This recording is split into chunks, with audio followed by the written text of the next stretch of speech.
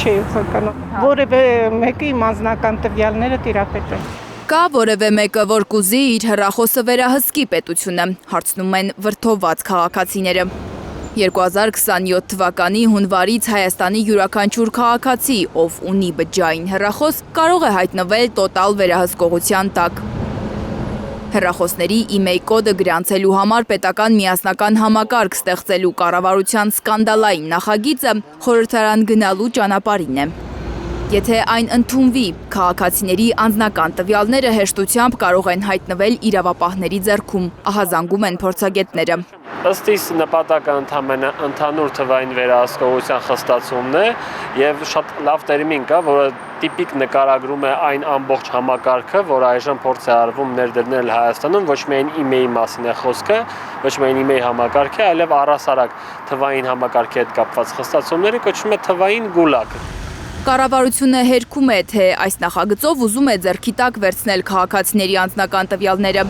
Իրենք պարզապես փորձում են վերջ տալ հեռախոսների ստվերային առևտրին, պայքարում են մաքսանենգության դեմ։ Նպատակը բացարձակ որևէ մեկին հսկողության ներքո առնելը չէ, այլ ուղղակի ապօրինի կամ մաքսանենգ ճանապարհով կամ ապօրինի ճանապարհով հեռախոսների մուտքը դեպի Հայաստանի Հանրապետություն արգելելն է։ Բայց ինչու պետք է լրացուցիչ գործիք ստեղծել մաքսանենգության համար պայքարում, եթե ՊԵԿ-ն արդեն իսկ դրա համար է։ Մասնագետները համոզված են, մաքսանենգության դեմ պայքարն ընդամենը պատրվակ է կառավարության համար, մարդկանց շարժը վերահսկելու համար։ Եթե մաքսային ծառայությունը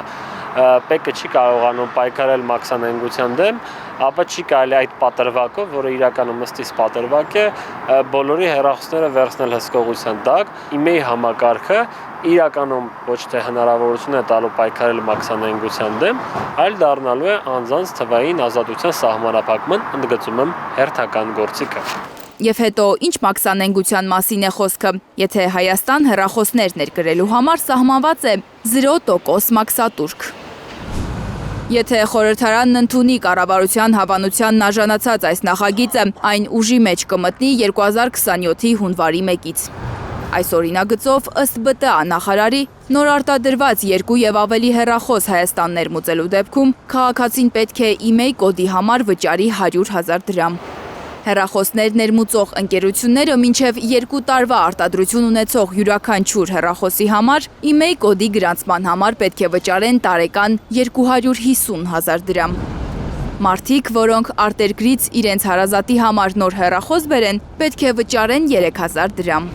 Փորձագետներն ահազանգում են, այս օրինագծի ուժի մեջ մտնելու դեպքում Հայաստանում կթանկանան հեռախոսները, կսնանկանան փոքր բիզնեսները։ Ես գրեթե համոզված եմ, որ այս ամենը մտածել են խոշոր ներմուծողները, որպեսզի փակեն փոքր մանրածախ վաճառողների հնարավորությունները։ Այդ դեպքում փոքր վերավաճառողների համար հեռախոսն ավելի թանկ կարժենա, քան խոշոր ներմուծողների մոտ։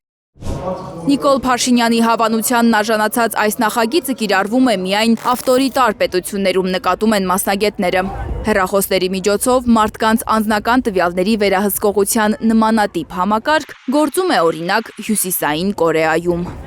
Լանա Համբարձումյան, Հենրիկ Համազասպյան, Աշոտ Մնոյան և Հարություն Մաթևոսյան, Հայլուր։